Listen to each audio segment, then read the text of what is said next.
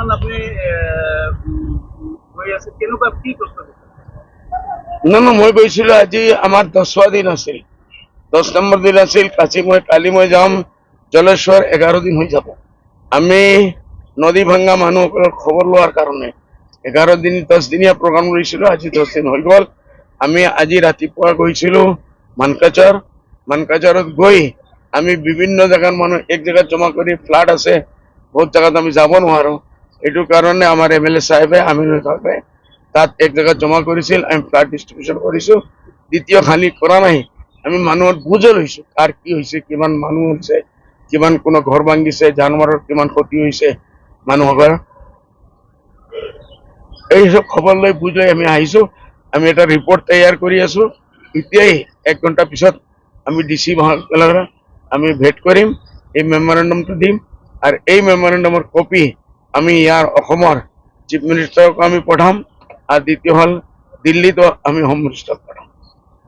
sir Akhil Gogoi কৈছে যে আপনি ইমান দিন আছিলে তাও আমার এইটো ফ্লাডটো মানে ৰাষ্ট্ৰীয় সমস্যা কিয় হোৱা নাই হি পাগল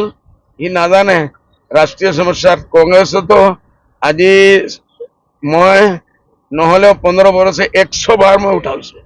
যদি তাৰ কাণ থাকে চোখ থাকে নাক থাকে আখ থাকে মই তাক পঠাই দিম ই জানে মই একজন মানুহ যোৱা 15 বছৰৰ ভিতৰত এইটো বাৰ বাৰ প্ৰস্তাৱ উঠাইছো পাৰ্লিমেণ্টত কোনো কংগ্ৰেছী নেতা উঠোৱা নাই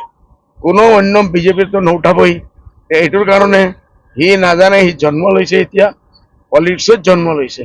ডান্স কৰি আছে ডান্স কৰি থাকক পানীত ইমান মানুহক আশ্বাস দি গ'ল কি দিলে নতুন এমপি হিচাপে কি দিলে ই কি দিলে কেইটাবাৰ বটল পানী লৈ আহিছে পানীৰ ভিতৰত মানুহ থাকে সকলক পানী দিব লাগে অন্য খাদ্য বস্তু কোনো কিছু এক পেকেট এটা বটল পানী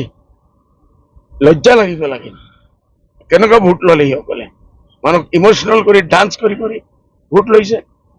এতিয়া লৈ আহিছে বাটলি এটা পানী কি কাৰণ হ'ব পাৰে যে ইহঁতে ধুবুৰীত আপোনাকে ৰিলিফৰ কাৰণে কৰি আছে মানুহ খবৰ লৈ আছে অখিল গগৈ কোনো কি লৈ আছে ই খবৰ লৈ আছে না কালি মই দেখিছো সি তো মোৰ বিৰুদ্ধে লেকচাৰ কৰি আছে ইয়াত বিতৰণ কৰাৰ কাৰণে অহা নাই গৰীব দৰিদ্ৰ মানুহৰ খবৰ লোৱাৰ কাৰণে অহা নাই